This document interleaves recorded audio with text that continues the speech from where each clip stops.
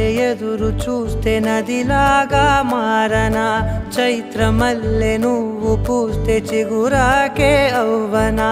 నన్నే వరించే యువరాజును అంట నీ యువరాజు